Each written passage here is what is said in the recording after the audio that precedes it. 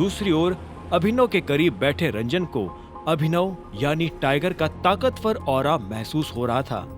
अपने पिता की मौत के बाद भले ही अभिनव ने अपनी पर्सनालिटी के बहुत सारे हिस्सों को खो दिया था, मगर उसकी हिम्मत और जिद उनमें से एक नहीं थी। अपनी पहचान वापस जानकर इसी हिम्मत और जिद के साथ उसमें किसी से भी भिड़ जाने का कॉन्फिडेंस भी वापस आ गया था। हालांकि ये सारी खूबियां भी अभिनव को उसके पिता से विरासत में नहीं मिली थी। उसने इन सब के लिए मेहनत की थी।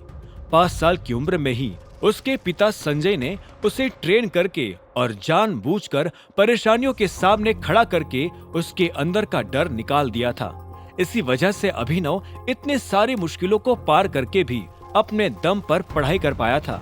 उसके अलावा भी टाइगर होने के नाते उसकी रिस्पॉन्सिबिलिटी थी कि वो लीडर होकर रहे, क्योंकि कोई भी व्यक्ति देश के सबसे खतरनाक माफिया लीडर को डरते हुए नहीं देख सकता था।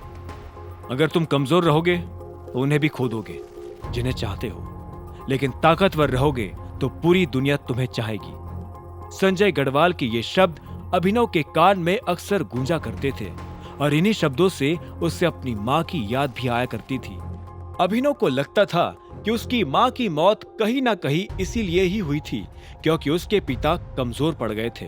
इसी वजह से कमजोर बनकर रहना दुनिया में इकलौती ऐसी चीज थी जो अभिनव अफोर्ड नहीं कर सकता था। कुछ देर बाद रंजन ने एक बिल्डिंग के सामने गाड़ी लाकर खड़ी कर दी। बॉस, यही है अरबाज का चेंबर। अभिनव ने देखा कि उसके एंट्रेंस के बाहर ही 4 हट्टे कट्टे आदमी पहरा दे रहे थे। ये हमेशा इतनी प्रोटेक्शन में रहता है क्या? हाँ बॉस, खतरनाक आदमी है, इसलिए खुद की सुरक्षा से ज्यादा दूसरों को डराने के लिए बॉडीगार्ड्स रखता है। अभिनव ने एक फीकी मुस्कान के साथ रंजन की ओर देखा और फिर वो गेट खोलकर बाहर निकल गया। हमें बंदूक लेकर आना चाहिए था। रंजन भी बड़बड़ाते हुए गाड़ी से बाहर आकर अभिनव के पीछे पीछे चलने लगा था। अभिनव एंट्रेंस के पास पहुंचा ही था कि एक गार्ड ने अपना हाथ लंबा करके उसे रोक दिया। कौन और क्यों? अभिनव ने एक पल के लिए उन गार्ड्स को ऊपर से नीचे तक देखा। उसे ये तो पता चल गया था कि ये गार्ड्स सोने भी किसी जिम में ही जाते थे। हालांकि अपने जिम के एक्सपीरियंस से अभिनव को भी पता था कि हट्टा कट्टा होने का मतलब ये नहीं था कि सामने वाला लड़ाई में अच्छा ही होगा। अक्सर इस तरह की बॉडी और 6 पैक्स सिर्फ दिखावे के लिए ही बनाए जाते थे। लड़ाई में जो असली स्किल काम आती है उसे हैंड कॉम्बैट कहा जाता है, जिसका इन डोलो शोलो से कुछ खास ताल्लुक नहीं था। अभिनव उन्हें देखकर ये तो समझ गया था कि अरबाज नाम के इस आदमी को बस अपना रुतबा दिखाने में मजा आता था, उससे ज्यादा कुछ नहीं। अरबाज से मिलने आया हूँ, अभिनव ने गार्ड से आंखें मिलाकर कहा। अपॉइंटमेंट दिखाओ। गार्ड ने अपना हाथ आगे करते हुए कहा, जिस पर अभिनव मुस्कुराकर बोल पड़ा, जरूरत नहीं है। सभी गार्ड्स के हाव भाव बदल गए और वो अभिनव को घेर कर खड़े हो गए।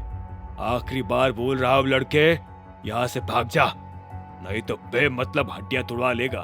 अभिनव ने भी उन चारों की ओर देखा और फिर जवाब दिया, तुम मुझे अरबाज के पास लेकर चलो अभी, नहीं तो हड्डियां तुड़वा लोगे। अभिनव का कॉन्फिडेंस देखकर सभी गार्ड्स एक दूसरे की ओर देखकर हंसने लगे और फिर अभिनव के करीब आ गए। चलो इस स्पीकर की बैटरी निकाल देते हैं। एक गार्ड ने अभिनव के कंधे पर हाथ रखा ही था कि तभी उन्हें पीछे से एक भारी आवाज सुनाई दी, रुक जाओ। उस आवाज को सुनते ही चारों गार्ड्स अपनी जगह पर ही थम गए और धीरे से पीछे हो गए। इसी वक्त एंट्रेंस में से एक छोटी हाइट का बूढ़ा सा आदमी चलकर आया। अपनी सिगार हटाते हुए उसने अभिनव को ऊपर से नीचे तक देखा। उसे पहले लगा कि वो इस लड़के को जानता है, लेकिन करीब आकर वो अभिनव को एक अनजान आदमी की नजरों से ही देख रहा था। कौन हो तुम लड़के, और यहाँ किस लिए आए हो? बिजनेस के लिए? अभिनव ने एक सांस छोड़ी और मनी मन उस बूढ़े को थैंक यू भी बोला। उसे लगा कि अगर वो फिलहाल बीच में नहीं आता तो उसके चारों गार्ड्स बिना वजह जख्मी होकर रोने लगते। जी, बिजनेस के लिए। अभिनव ने मुस्कुरा कर कहा, क्या हम अंदर चलकर और बात कर सकते हैं? मुझे नहीं लगता कि किसी अच्छे ऑफर को अपॉइंटमेंट की परछाई में छिप जाना चाहिए। उस बूढ़े आदमी यानी अरबाज ने एक और बार सिगार फूंकते हुए अभिनव को देखा और फिर वो हंस पड़ा। अब आगे क्या होने वाला था? कौन था वो बूढ़ा आदमी?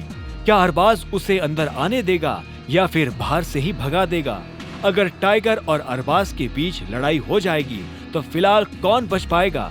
क्या होंगे इन सभी सवालों के जवाब? जानने के लिए सुनते रहिए आगे की कहानी जानने के लिए देखें अगला एपिसोड सिर्फ पॉकेट FM के YouTube चैनल पर, और द रिटर्न ऑफ टाइगर के सारे एपिसोड्स को सुनने के लिए डिस्क्रिप्शन में दी लिंक से डाउनलोड करें पॉकेट FM ऐप।